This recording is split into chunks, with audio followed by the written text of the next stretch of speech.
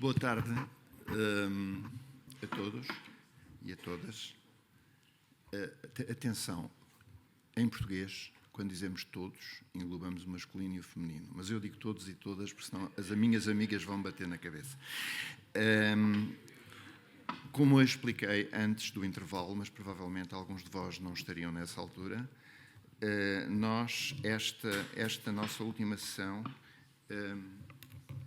é uma sessão, como direi, é uma sessão que provavelmente será a melhor de todas por ser aquela que foi organizada com menos tempo.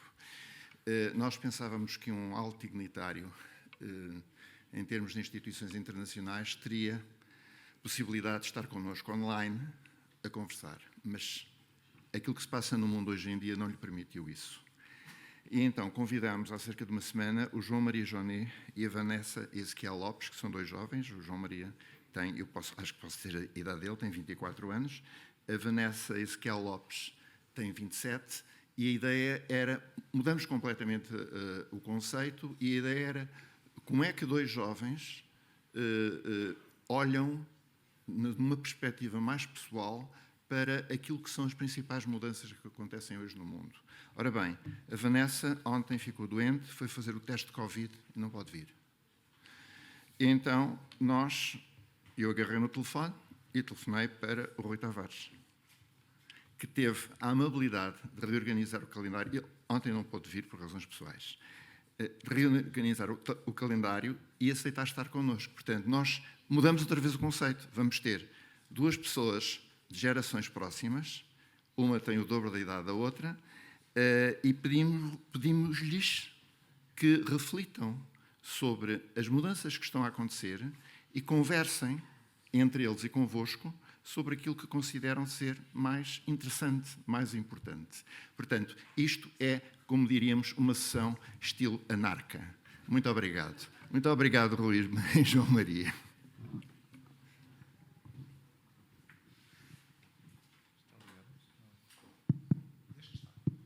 Este também.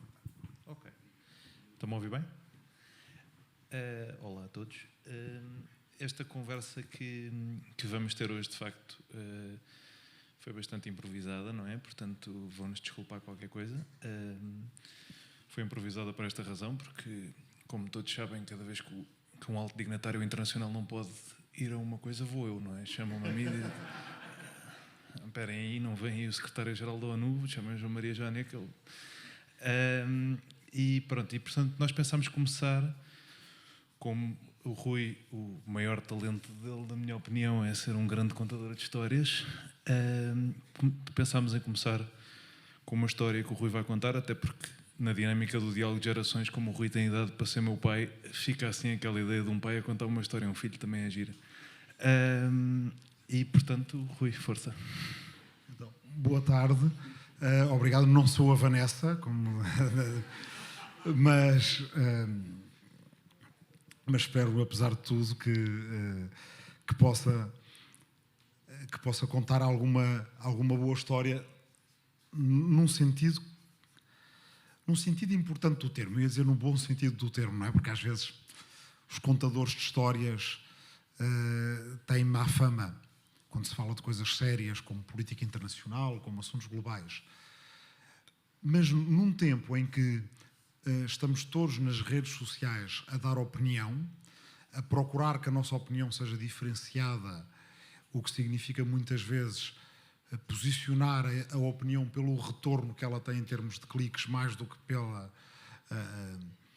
pelo seu valor intrínseco moral, o debate público às vezes parece uma cacofonia em que toda a gente procura a todo momento marcar a sua posição em relação aos outros.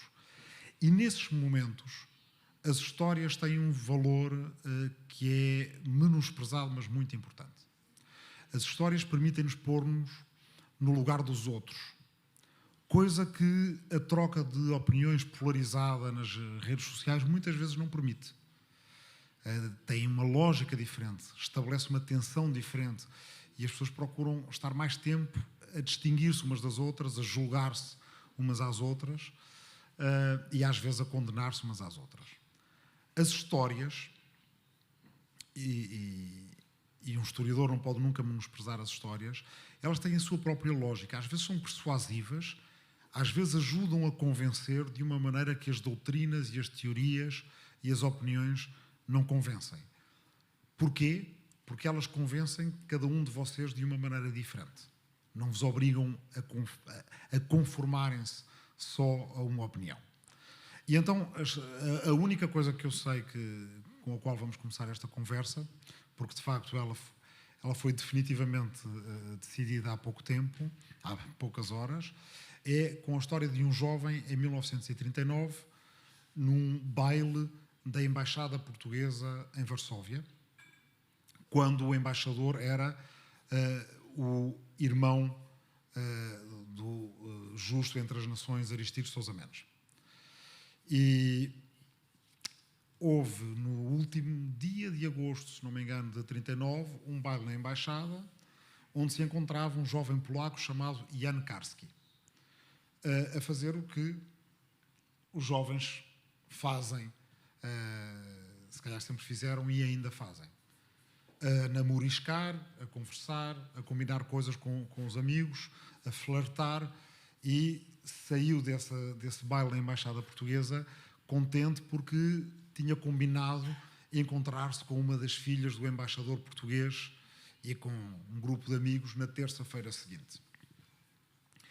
Chegou a casa tarde, deitou-se e foi despertado passado umas horas com alguém a bater à porta da sua casa.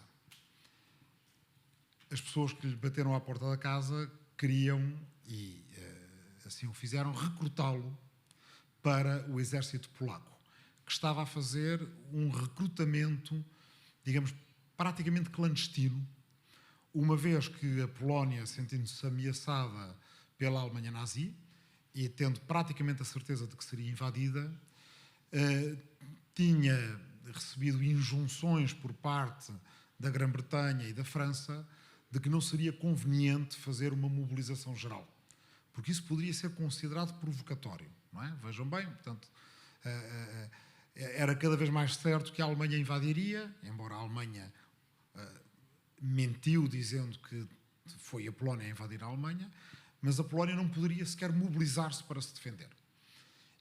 Ou então não podia fazê-lo em público e fê-lo clandestinamente. O jovem Jan Karski foi então recrutado naquela mesma noite, já não pôde, na terça-feira seguinte, ir para o seu encontro, continuar a flertar, a namoriscar e por aí afora, e a sua vida mudou literalmente, nem foi da noite para o dia, foi dentro da mesma madrugada. Foi enviado para uma cidadezinha polaca chamada Oświęcim, que é mais conhecida de toda a gente pelo nome alemão de Auschwitz. Foi derrotado quase imediatamente e fugiu dali para o leste da Polónia.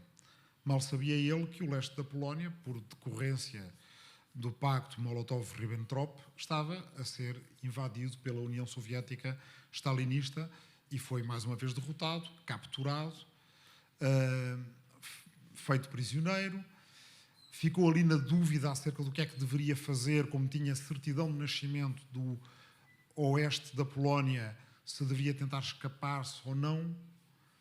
Escapou, foi novamente capturado depois pelos alemães no ocidente da Polónia, foi metido num comboio com outros prisioneiros, conseguiu escapulir-se por uma janela do comboio e depois voltar a pé para Varsóvia. E quando voltou a Varsóvia, ofereceu-se para a resistência polaca. Ele tinha uma peculiaridade, não era de nenhum partido. A política polaca, na altura, estava dividida principalmente entre os conservadores, aqueles que tinham uma ideia, a Polónia era um país independente há pouco tempo. Uma parte da política polaca considerava que a Polónia devia ser o país dos polacos e de língua polaca e católicos. Outra parte da política polaca, nomeadamente a representada pelo agora não sei a sua patente militar, creio que general Piłsudski, Józef Piłsudski, que era um líder republicano polaco, consideravam que a Polónia devia ser a república de todos os cidadãos da Polónia, fossem polacos ou, por exemplo, alemães, bielorrussos, lituanos, ucranianos, judeus, às vezes considerados uma nacionalidade à parte, falassem eles polaco ou ídis, por exemplo, e estes eram os dois principais partidos, e depois havia uma série de outros partidos, socialistas, isto, aquilo, e o Jan Karski não era de nenhum dos partidos. Então foi feito correio, mensageiro, entre os vários partidos que compunham a resistência polaca.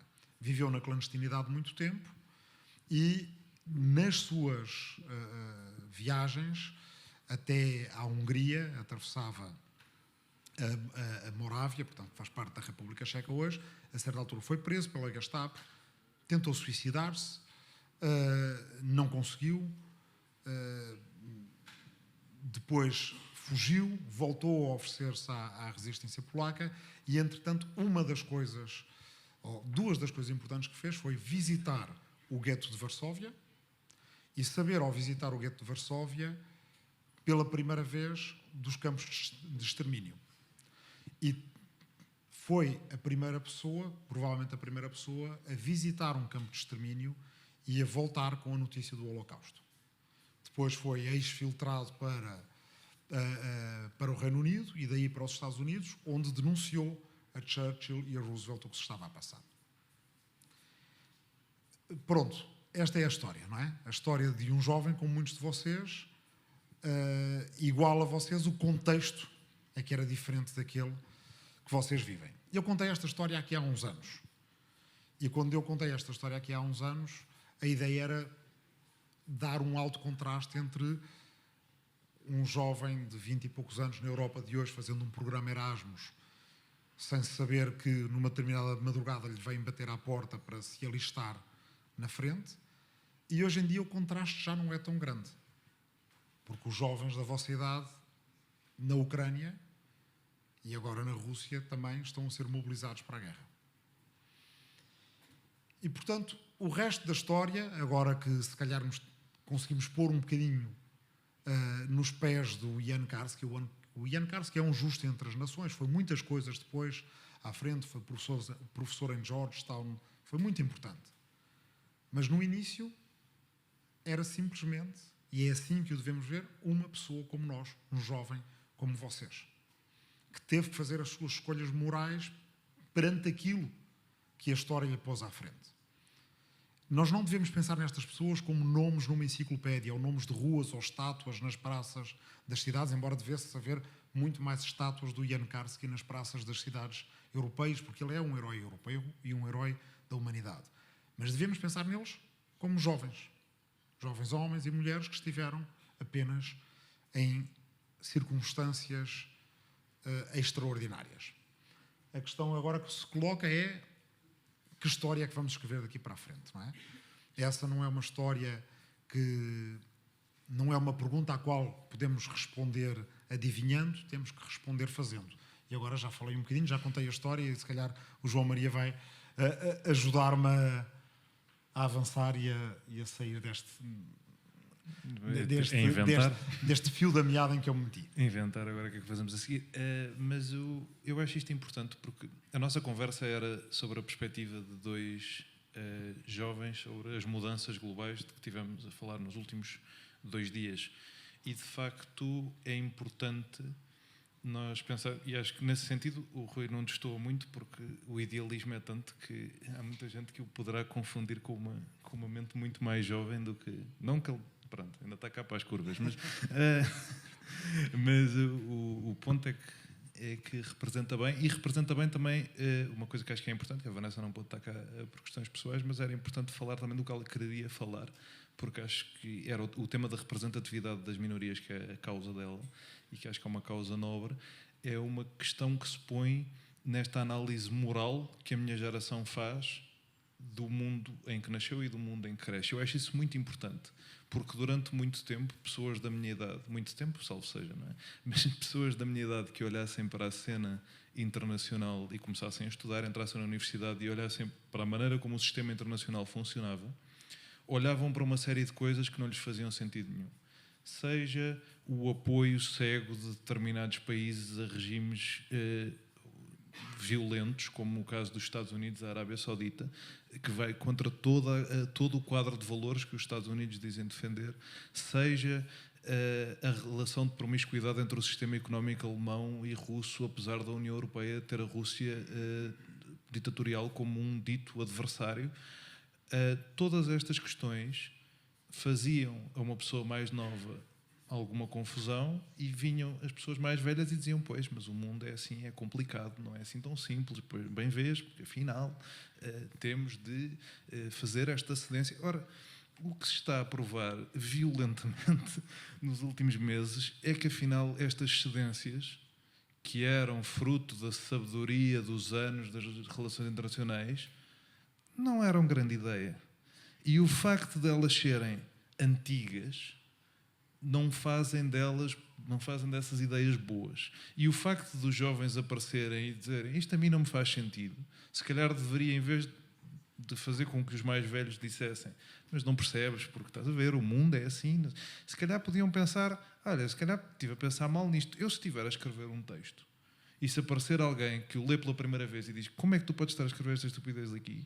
Eu não digo: pois, mas é que sabes, isto já vem na tradição da minha maneira de escrever textos e eu agora não vou poder alterar isto. Não, vou ouvir e se calhar ter isso em consideração. E acho que esse é o papel fundamental dos jovens. Os jovens estão a entrar, espero eu, na política, na academia, na vida empresarial, na vida social, sem vícios, e deviam fazê-lo.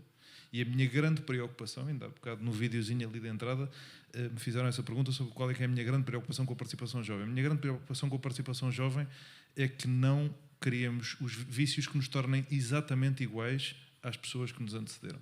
E o que eu sinto, pertencendo a juventudes partidárias, pertencendo a um partido político, pertencendo a associações cívicas, é que essas instituições que são para acolher os jovens na instituição dos mais velhos, acabam por ser campos de treino de como ser um velho. E isto não pode acontecer. Nós vemos isso na nossa televisão hoje em dia. Nós temos, em Portugal, há um comentador que não tem barba. Há um comentador jovem em Portugal. E esse comentador jovem tem exatamente as mesmas opiniões do meu avô. É uma coisa extraordinária. Eu, cada vez que quero saber o que é que ele vai dizer, antes falo com o meu avô e já sei o que é que ele vai dizer a seguir. É normalmente resingar sobre um líder partidário, resingar sobre isto. E porque estão convencidos, e bem, que se forem resingões, que se falarem de forma muito polida, se disserem estar em vez de estar, que é uma coisa que na nossa geração não entra, mas eu teria de ter fingido que digo estar porque estou numa conferência, se isso acontecer, vão ser respeitados e vão ser ouvidos. No processo de serem respeitados e de serem ouvidos, já estão a dizer as coisas que eles queriam que vocês dissessem. E que, portanto, não estão a acrescentar absolutamente nada ao debate ou à sociedade. Lamento a brusquidão das palavras, mas é isso que me parece. E, portanto, tenho a agradecer, de certa maneira, a situações de crise, de tensão, a possibilidade, e que é uma possibilidade que, graças ao podcast do Rui, agora e mais agora, eu conheço muito melhor do que conheceria, mas a possibilidade que está sempre presente ao longo da história, em todos os momentos de crise e de fricção, de ou escolhermos reagir em pânico e fecharmos-nos sobre nós próprios e sobre as nossas certezas que estão erradas de tal forma que está a haver uma crise, ou partir para outra. E o partir para outra, para mim, é o que esta situação da guerra está a fazer, da guerra da Ucrânia está a fazer de forma brutal. Nós temos um presidente dos Estados Unidos, lá está falando do meu avô, é mais velho do que ele, e esse presidente dos Estados Unidos, que tem registros históricos de apoio à Arábia Saudita e como chefe das relações internacionais no Senado, tem uma série de posições de apoio à aliança dos Estados Unidos e Arábia Saudita como algo essencial, tem agora a capacidade de ver, como diria o Chris Murphy, que já é um senador mais jovem, ele está na política, é jovem até aos 55 mais ou menos, não é? O Chris Murphy tem 40 e o Chris Murphy tem 40 e tais, e no outro dia dizia: nós sempre contámos com esta certeza absoluta das gerações anteriores de que nós íamos ceder moralmente perante este aliado nefasto que é a Arábia Saudita, isto é um bom exemplo, e que ia chegar o dia e eles nos iam escolher a nós em vez da Rússia. Bem, o dia chegou e eles escolheram a Rússia.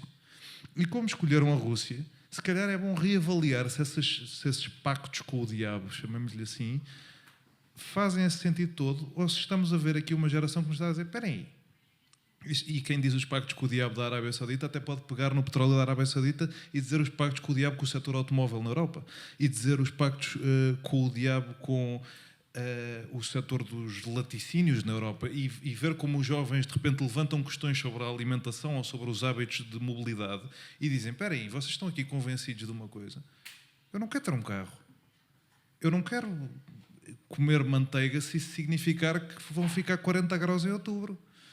Manteiga de origem das vacas, não é? Não manteiga de origem vegetal. Estas questões são importantes. São importantes porque os jovens estão a chegar e a dizer coisas novas. E era um bocadinho aqui que eu queria focar a conversa. Rui, não sei se achas.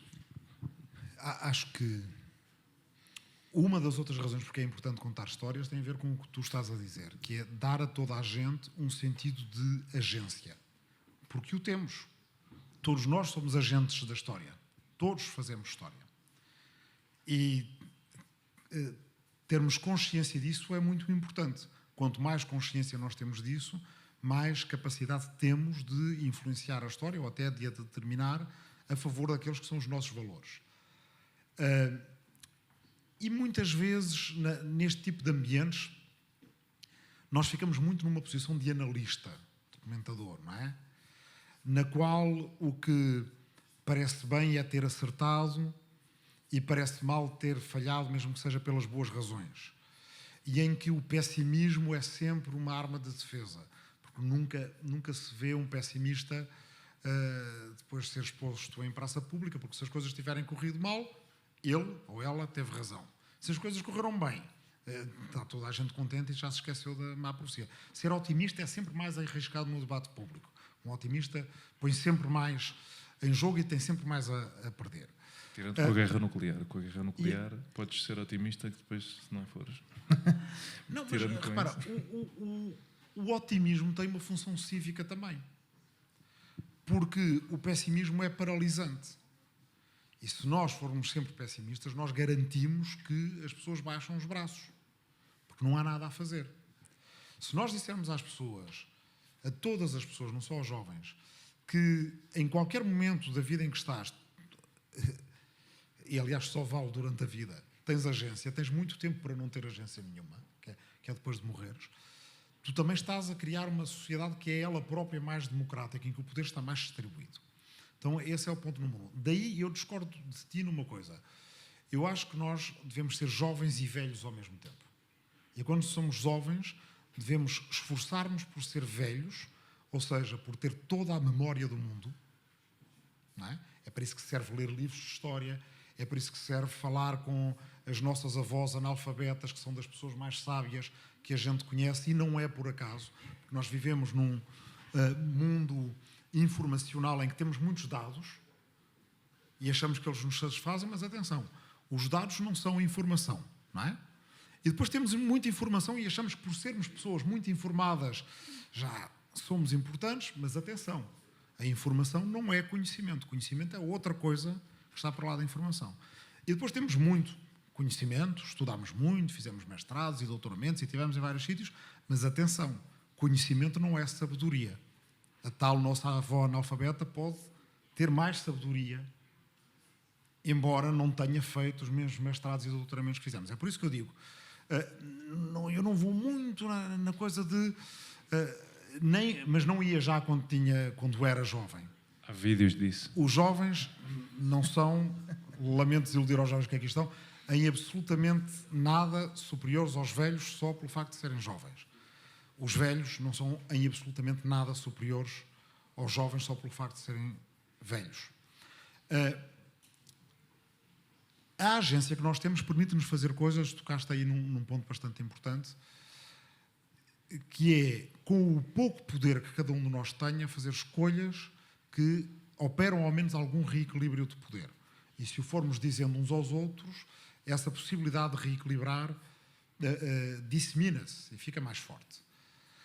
Parece mais ou menos evidente hoje que a Arábia Saudita iria escolher o lado da Rússia. Porquê?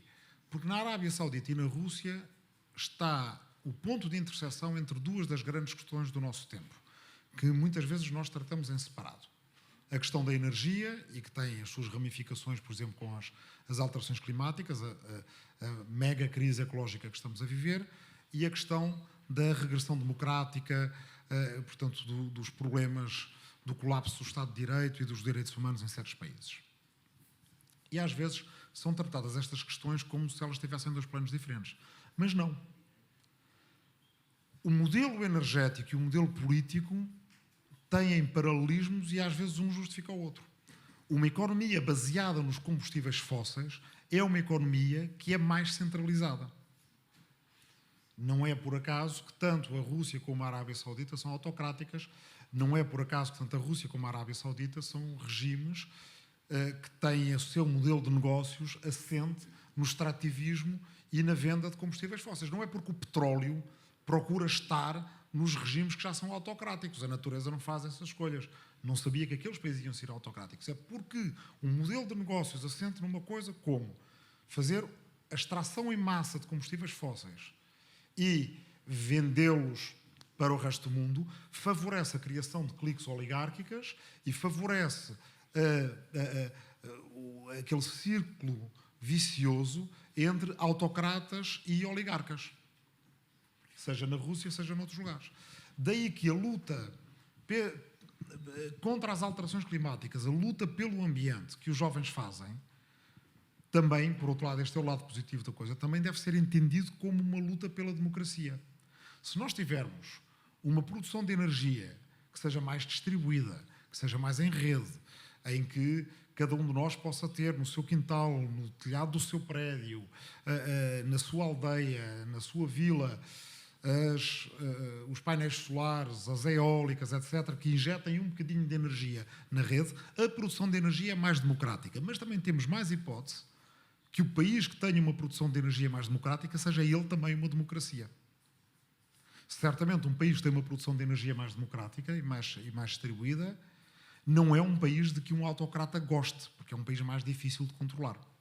Portanto, estas lutas não estão em planos diferentes e ao fazer a escolha de andar mais de bicicleta e levar os autarcas de nenhuma cidade em particular a serem por haver mais bicicletas nas nossas cidades, é também uma luta pela democracia.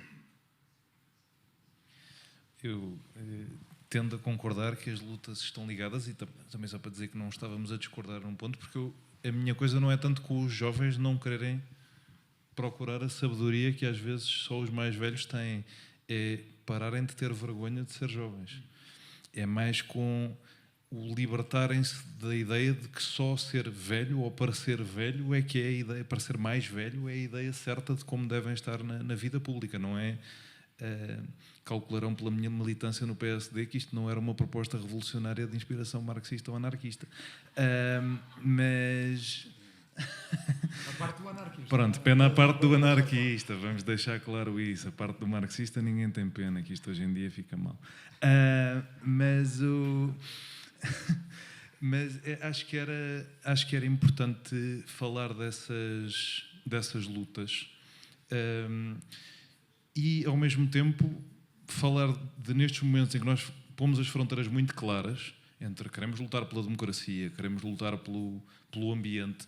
Quando pomos estas fronteiras muito claras, quanto mais pequena for a coisa pela qual estamos a lutar, pequena no sentido de ser só uma causa ou serem várias, o juntar a democracia ao ambiente, à sustentabilidade, juntar várias coisas é bom porque torna mais difícil a entrada no clube de pessoas que está a cumprir com isto. O que é que eu quero dizer com isto? Se nós pusermos democracia em termos muito gerais, nem sequer pomos o liberal, que não é preciso, fica só democracia em termos muito gerais. Há eleições, há cartazes, de vez em quando põem-se uns cartazes. A Hungria conta como democrática.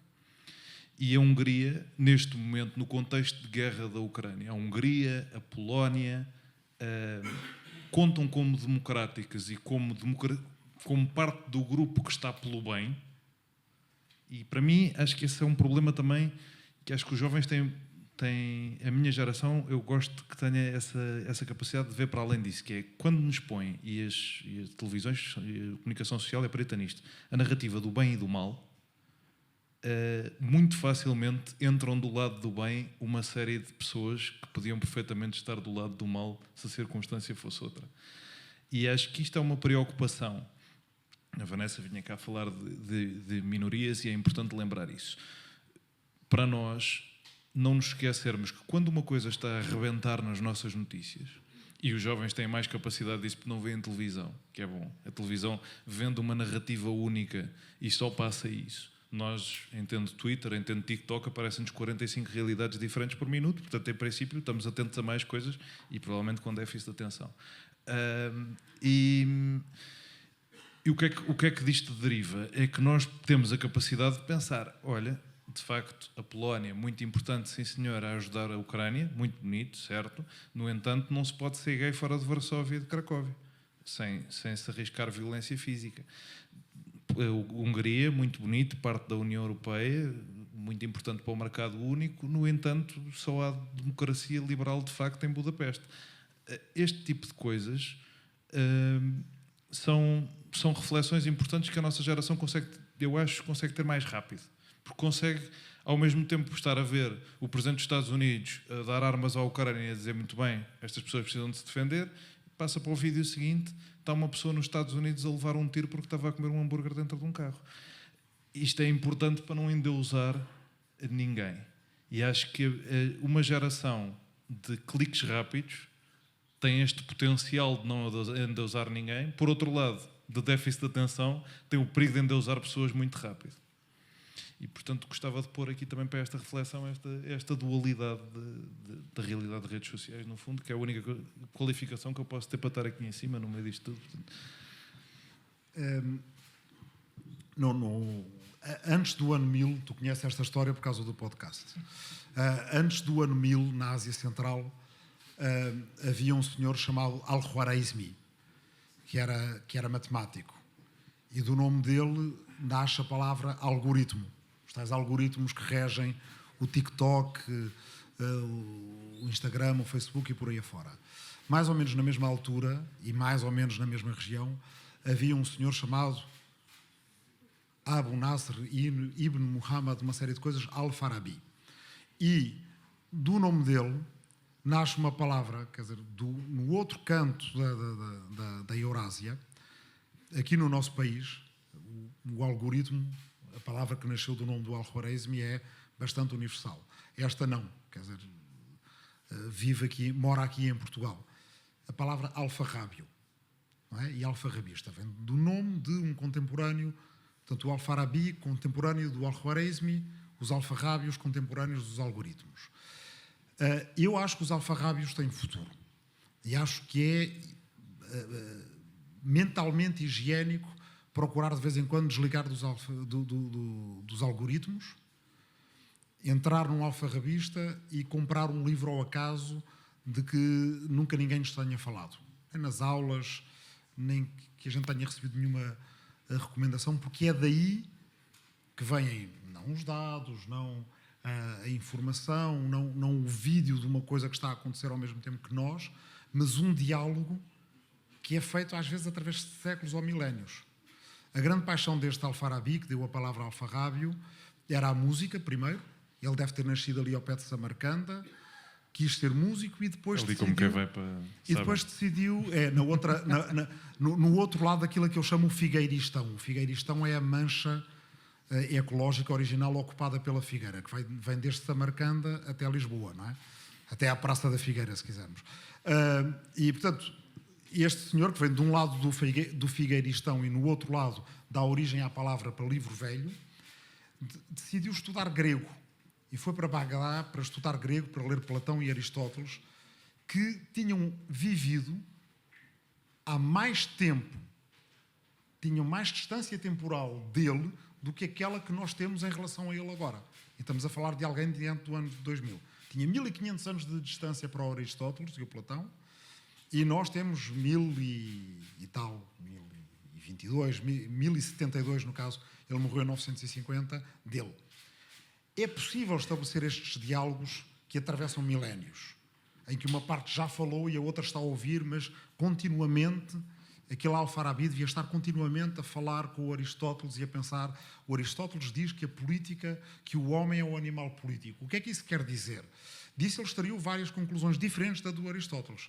Conclusões otimistas acerca da democracia, acerca da possibilidade da democracia se fazer para lá de fronteiras nacionais e, portanto, é um dos primeiros filósofos do cosmopolitismo.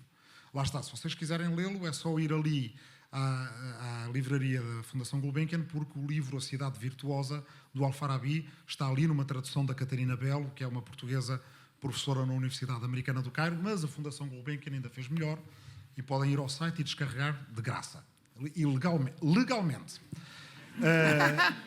O que é que ele nos diz? O que é que esta dica dada por um talvez persa, talvez turco ou sogdiano, muçulmano, mas de uma família zoroastriana, que é uma religião ainda mais velha, Ouçam um podcast. do outro lado do continente nada.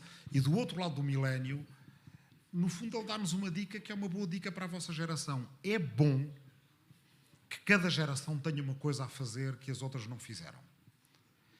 Que invente qualquer coisa, aquilo que o filósofo brasileiro Roberto Mangabeira Unger diz, ter a imaginação do pós-guerra antes de a guerra acontecer. E, infelizmente, aí já não vamos exatamente a tempo. Mas antes que a guerra fique maior, não é?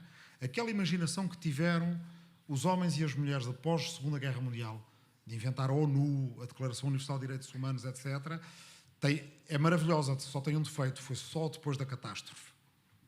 E a nós conviria termos essa imaginação antes da catástrofe acontecer, e ela já está a acontecer. Qual é que é a dica que ele nos dá? Acho eu que é de que é possível construir democracia para lá das fronteiras nacionais. E nós aqui na Europa valorizamos isso pouco, mas nós estamos a construir democracia ao nível continental. A União Europeia pode ser uma democracia europeia. Não será se deixarmos, e já percebemos qual é que é o problema, Estado a Estado, cada Estado-membro da União Europeia deixar de ser um Estado de Direito. Porque quando deixa de ser um Estado de Direito, a coisa mais fácil do mundo é um país terceiro, um autocrata estrangeiro, comprar um chefe de governo ou um chefe de Estado de um país da União Europeia e passar a minar todas as decisões que, como o Sr. Ministro dos Negócios Estrangeiros bem sabe, têm que ser tomadas por unanimidade. Basta comprar um, com petróleo ou com gás natural. Cabe à vossa geração inventar a União Europeia de uma maneira a que ela consiga ser uma democracia resiliente e transnacional. Isso, curiosamente, é uma ideia vinda de há milénios atrás, não é nova. É por isso que vale sempre a pena compensar os algoritmos com os alfarrábios. Só nota final, é isso, tem mesmo de ouvir o podcast e agora vamos ter de acabar porque vamos ter de fazer uma coisa que eu gosto muito mais do que o Rui, que é abrir aulas para o Carlos Moedas. E para quem chegou agora, não é o podcast da Vanessa Ezequiel Lopes. Sim, o Rui não é a Vanessa. Muito obrigado a ambos por esta conversa.